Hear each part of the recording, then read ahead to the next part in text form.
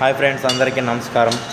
ఈరోజు మన వీడియోలో ఇన్స్టాగ్రామ్, యూట్యూబ్, ఫేస్బుక్, స్నాప్చాట్లో వీటిలోంచి మనకి రియల్గా అమౌంట్ వస్తుందా ఒకసారి ఈ వీడియోలో క్లారిటీగా చూద్దాం.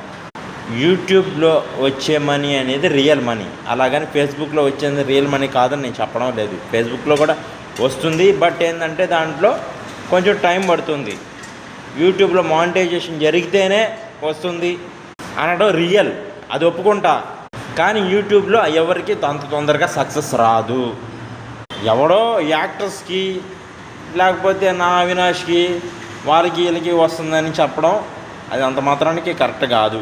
ప్రతి ఒక్కడికి వస్తుంది, కొంచెం టైం పడుతుంది. ప్రతి కుక్కకి ఒక రోజు ఉంది అన్నట్టు ప్రతి యూట్యూబ్ చేసేవాడికి ఒకరోజు వస్తుంది. కాకపోతే మనం ఇక్కడ చేయాల్సింది ఏంటంటే ప్రతిరోజు కంటిన్యూస్గా వీడియో అప్లోడ్ చేయడం. ఏదైనా మనకు నచ్చిన వీడియో అనిపిస్తే ఇన్స్టాగ్రామ్లో, యూట్యూబ్లో పోస్ట్ చేసి పాడేయడం.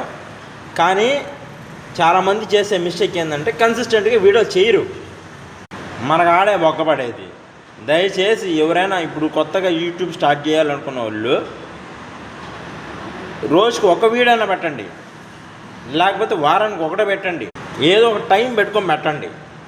ఇప్పుడు చాలామంది వ్లాగ్స్ చేస్తుంటారు, వీడియోస్ తీస్తుంటారు, కొత్త క్రియేటివిటీ చేసి వీడియో అప్లోడ్ చేస్తుంటారు. వాళ్ళందరికీ సక్సెస్ ఈజీగా రాలేదు.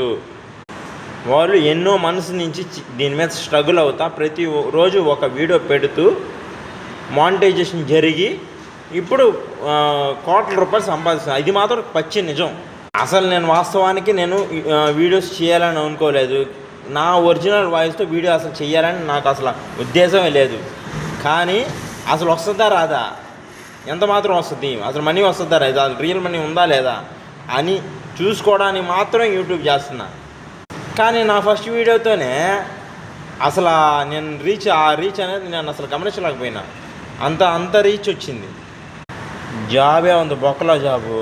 పొద్దున 9:30కి వెళ్తే సాయంత్రం 7 గంటల దాకా జాబ్ చేస్తూనే ఉండాలి.